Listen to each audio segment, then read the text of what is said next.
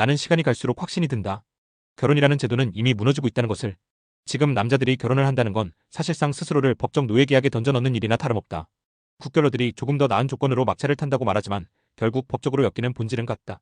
나중에 법이 어떻게 바뀔지 알고 결혼을 한다는 말인가. 결혼은 더 이상 남자에게 아무런 의미가 없다. 남자가 결혼 후에 제공해야 하는 것들은 선사시대 이래로 단 하나도 줄어든 적이 없다. 오히려 더 늘어났다. 가정을 책임지고 경제를 책임지고 여전히 사회적 의무를 떠안아야 한다. 하지만 여자가 제공해야 할 것들은 이미 오래전에 사라졌다. 동정을 지킨 처녀도 아니다. 만 30세 이후 출산을 한다면 건강한 아이를 출산한다는 보장도 없다.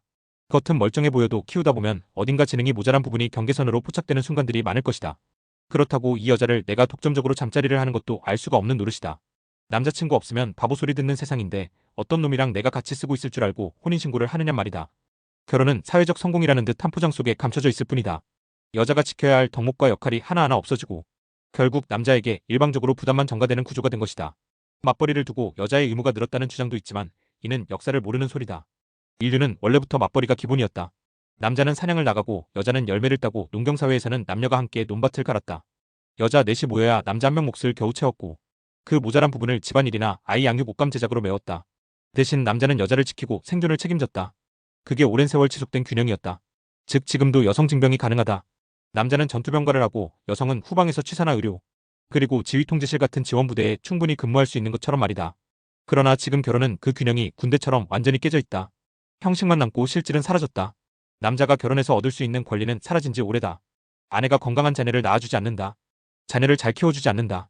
순결은 자유연애 시대에 다 같이 나눠 먹고 있으니 여자들 사이에서도 가치가 없고 그 누구도 여자를 만날 때 이제는 처녀를 찾지 않는다. 찾을 수도 없다. 그리고 남자에 대한 순종도 사라졌다. 앞으로 30년 안에 결혼이라는 제도는 완전히 사라질 것이다. 이유는 간단하다. 남자들이 결혼을 통해 얻으려 했던 것들을 대체할 기술이 반드시 등장하기 때문이다. 가사와 성욕을 해결해주는 로봇은 이미 개발 단계에 들어섰고 인공자궁 연구도 활발하다.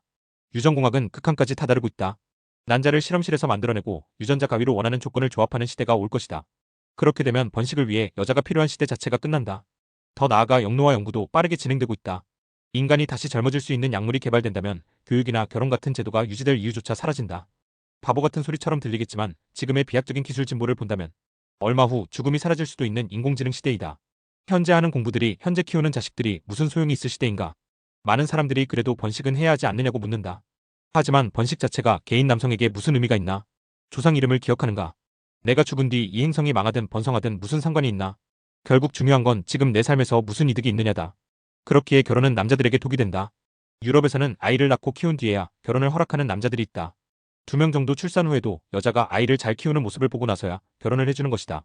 아이로 서로 이어져 있어도 남자는 언제든 떠날 수 있기에 여성은 자신의 일관된 성실함으로 증명할 수밖에 없다.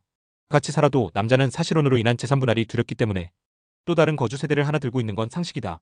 슬하에 아이가 2명이나 있는데도 불구하고 계속해서 바깥에 따로 세대주를 가지고 있는 것이다. 나는 그들이 결코 바보가 아니라고 생각한다. 오히려 가장 합리적인 태도다. 자유연애 사상과 재산분할 제도를 고려할 때 결혼은 이미 붕괴된 제도다.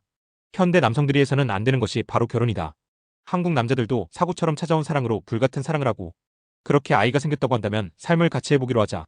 그리고 자기 재산을 지키고 진짜로 사랑하는 여자를 만나 임신과 출산을 경험하고 2아이 정도를 잘 키우는 모습을 확인한 후에 그때 결혼을 고려하는 것이 가장 합리적이다. 그 외의 모든 결혼은 남자의 인생을 갈아넣는 살자 계약에 불과하다.